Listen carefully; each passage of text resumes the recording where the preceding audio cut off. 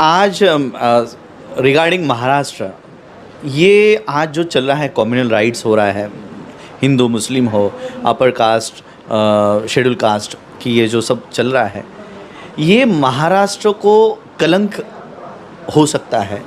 क्योंकि महाराष्ट्र में छत्रपति शाहू महाराज जी का जन्म है, यहाँ उनका कार्य क्षेत्र है। शिवाजी महाराज यही कहे, बाबा साहब अम्बेडकर यही कहे, महात्मा फुले यही कहे, जितने भी सोशल थिंकर्स मैक्सिमम है वो महाराष्ट्र से है। और महाराष्ट्र को एक सेकुलर स्टेट और धर्मनिरपेक्ष स्टेट कहा जाता है। ऐसे सेकुलर स्टेट में भी दंगे हिंदू मुसलमान के अब शुरू हो गए हैं। बच्चों को पीटा जा रहा है, लड़कों को पीटा जा रहा है, और औरंगज़ेब के नाम से ये सारी हिंसा हो रही है। जिस औरंगज़ेब के बेटे के मज़ार पर इस देश का प्रधानमंत्री चादर चढ़ा कर आया है जी। इस देश का प्रधानमंत्री औरंगज़ेब के बेटे के मज़ार पर चादर चढ़ाकर आता है, तो सबसे पहले तो विरोध प्रधानमंत्री का होना चाहिए था। लेकिन यहाँ पर कोई किसी औरंगज़ेब के लिए कुछ लिख रहा है, टीपू सुल्तान के लिए कुछ लिख रहा है, तो एक पोस्ट के वजह से हम लोग आपस में इतने बढ़ गए हैं। ये सब जो हो रहा है ये कहीं ना कहीं आरएसएस के आईटी सेल से हो रहा है। उनके आईटी सेल्स हैं, उनके अब उन्होंने देखा, मोहन भागवत ने एक स्टेटमेंट दी है कि अब वो मुसलमानों में काम करेंगे। अब जैसे ही वो मुसलमानों में काम कर रही है कि जिस तरह से हमारे एजेंट होते हैं, शेड्यूल कास्ट के एजेंट होते हैं, हमारे में के दलाल होते हैं, मुसलमानों के भी दलाल होते होंगे, और वो हिंदू एजेंडा या आरएसएस के एजेंडे को फॉलो करके इस तरह की पोस्ट लिखना। कई सारे अकाउंट्स तो ऐसे हैं जहाँ पर आरएसएस के ही लोगों ने मुस्लिम नामों से, शेड्यूल कास्ट के लोगों के नामों से फेसबुक पेज बनाए हुए हैं, इंस्टा पेजेस बनाए हुए, और वहाँ से ये बातें चलती रहती है।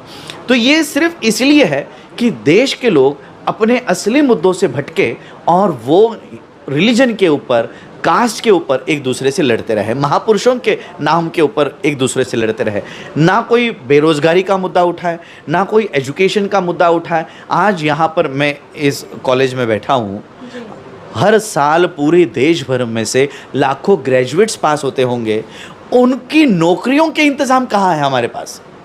आज देश के लोग नौकरियों के बारे में ना पूछे, करप्शंस के बारे में ना पूछे, बलात्कार के बारे में ना पूछे, हमारे दिल्ली में चल रहे आंदोलनों के बारे में ना पूछे, इसलिए उनको औरंगज़ेब, शिवाजी महाराज, इनके मुद्दों में भटका कर रखा गया है। ये देश के लोगों के और ख़ासकर महाराष्ट्र के लोगों ने समझ जाना चाहिए कि ये डाइवर्ट करने के लिए ये इश्यूज़ आज रेज़ किए जा रहे हैं। सर, आपने कहा कि डाइवर्ट करने के लिए इस प्रकार के इश्यूज को रेज किया जा रहा है, वहीं आपने आरएसएस का भी जिक्र किया।